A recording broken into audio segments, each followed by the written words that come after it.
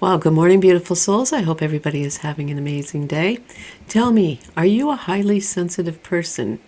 Now, I see that being thrown around a lot. It's been around for many, many years. One of my biggest fears right now with this being recognized is that they're going to put it under some sort of mental condition, and here's a pill for it. It's not, it's who you are, and it's okay to be that way. Because usually the highly sensitive people are very empathetic, not apathetic, empathetic to the plights of others. But we also need to maintain our own well being. One of the ways that you realize that you are a highly sensitive person is noise, loud noise, or screaming, or anything like that. I had an example at the grocery store, a screaming child, and they were screaming so loud that you could have made your ears bleed. But I wasn't the only one that was being affected by this. I was 3 aisles over, and people were making comments on this child. And it's really sad because you see other children there that are very well behaved. And, actually, one little one made me laugh. And, on the child's response, they looked at her mom, Mommy, that's a naughty person. And it was so serious. And I just, chuckled. I chuckled. But I digress. I'll have to tell you about another incident I seen at the grocery store, and this one really made me laugh. She had to be about 2 or 3. She was quite verbal. And the mother picked up these pudding cups, and there was 4. And she put her little hands on her hips and goes, Mommy, that is too much for me. I started laughing. And the mother says, that's okay.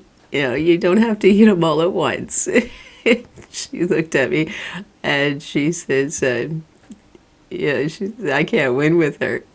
She's like a little going on 60. Sorry, I'm just having a good time today, having a good giggle. But I need to get back to the highly sensitive people.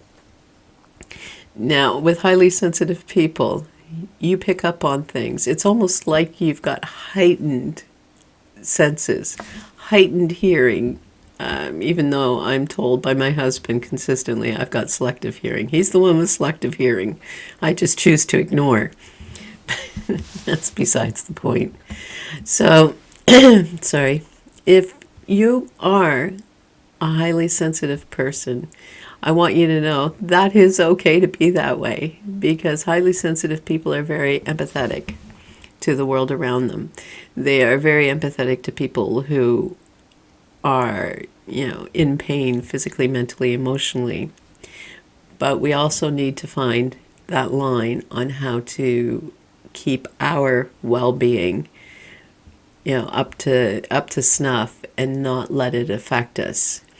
Now, I'm actually thinking on doing some series on this, like addressing each, I don't want to call it a symptom because it's not. It's a characteristic of a highly sensitive person, and how we can deal with this, because it is hard, and it affects all aspects of your life.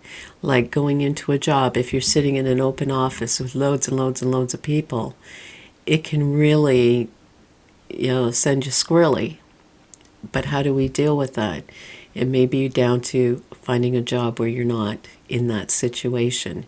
Because where do you find the balance between your well-being and doing what you're supposed to do?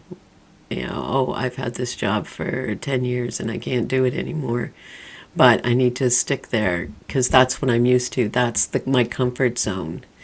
I know there's a fear of going from the frying pan to the fire, but sometimes you have to take a leap of faith and do what's best for you. So, okay, my lovelies, on that note, be kind, be loved.